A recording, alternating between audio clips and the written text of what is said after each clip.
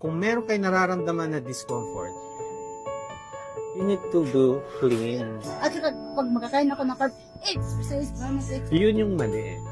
Akala mo, kumain ka ng carbs, i-exercise mo lang. Oh, bigyan kita ng isang example. Exercise ko.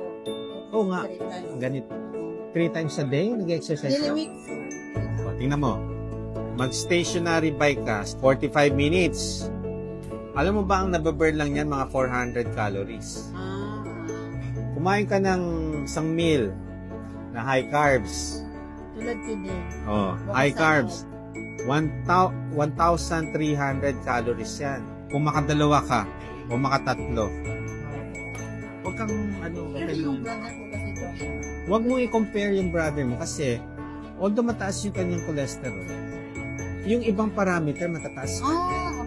Pag ito, ibang parameter, lahat ng parameter, okay.